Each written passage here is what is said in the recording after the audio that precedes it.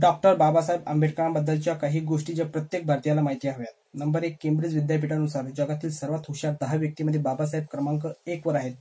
Number 2, Nobel पारितोषिक विजेते प्राध्यापक अमर्त्य सेन यांनी जाहीरपणे म्हटलं होतं की डॉक्टर आंबेडकर माझे अर्थशास्त्रातले वडील आहेत. नंबर 3, स्त्रियांना समाजात समान संधी मिळावी, मुलगा आणि मुलगी यांना समान हक्क मिळावेत म्हणून डॉक्टर आंबेडकरांनी मांडलेल्या हिंदू कोड बिलाला तत्कालीन प्रधानमंत्री नेहरूंनी नकार दिल्याने आंबेडकरांनी आपल्या मंत्रिपदाचा राजीनामा दिला होता.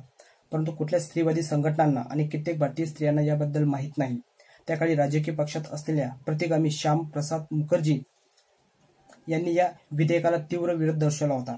नंबर 4, 1935 मध्ये बनवण्यात आलेल्या रिझर्व्ह बँक ऑफ इंडियाचा पाया डॉक्टर आंबेडकरांच्या संकल्पनावर आधारित आहे. त्यांनी हिल्टन कमिशन समोर मांडलेल्या अभ्यासपूर्ण प्रबंधाचा उपयोग या बँकेच्या स्थापनेसाठी करण्यात आला.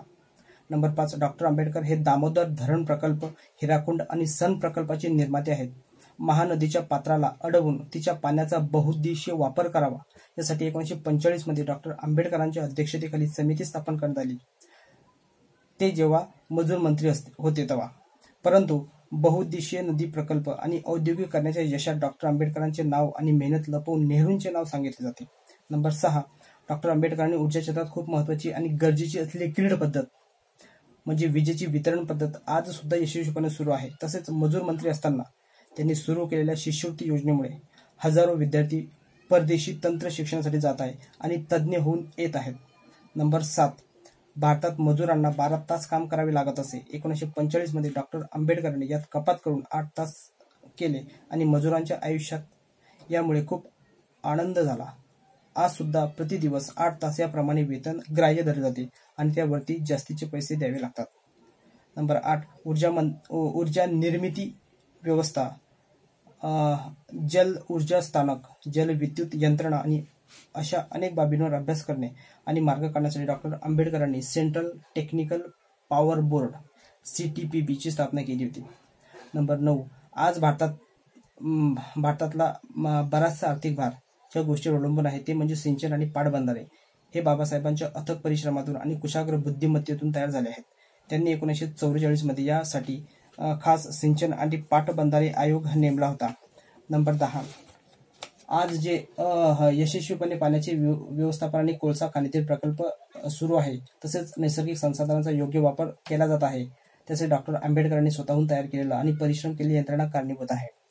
नंबर 11, आज घराघरात पोहोचलेली वीज आणि पाणी हे डॉक्टर आंबेडकरांच्या मेहनतीचं फळ आहे. नंबर 12, दुसऱ्या महायुद्धानंतर भारताची घडी बऱ्याच प्रमाणात विस्कळीत झाली होती. पुन्हा नव्याने भारताला खंबीरपणे उभे राहणे गरजेचे होते. देशाची आर्थिक घडी पुन्हा बांधणे, त्यासाठी उपयोगी आणि सशक्त व्यवस्थापन उभारणे, मोडकळीस आलेला शेती व्यवसायाला हातभार लावणे, उद्योग आणि कारखान्यांना नव्याने जीवित करणे, संरक्षण प्रणाली म्हणजे मिलिटरी चे पुनर्वसन आणि विकास साधण्यासाठी रिकन्स्ट्रक्शन कमिटी काउन्सिल RCC ची स्थापना करण्यात आली होती. डॉक्टर आंबेडकर या समितीचे सभासद होते. सिंचन, शेती आणि ऊर्जा यावर त्यांनी खूप काम केले आहे. नंबर 13, डॉक्टर आंबेडकरांनी मध्य प्रदेशचे दक्षिण आणि उत्तर असे 2 भाग करावे आणि बिहारचे पटना आणि रांची असे 2 भाग करावे. असे या राज्यांच्या विकासासाठी हे फायद्याचे ठरेल असे 1955 साली सुचवले होते. बरोबर 45 वर्षांनी म्हणजे 2000 मध्ये या दोन्ही राज्यांचे 2 भाग करावे लागले. छत्तीसगड आणि झारखंड 2000 साली वेगळे करण्यात आले.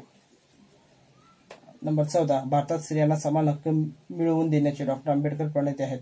त्यांनी स्त्रियांना त्यांचे हक्क मिळावेत, माणूस म्हणून जगण्याचा अधिकार मिळावा म्हणून खूप मेहनत घेतली आहे.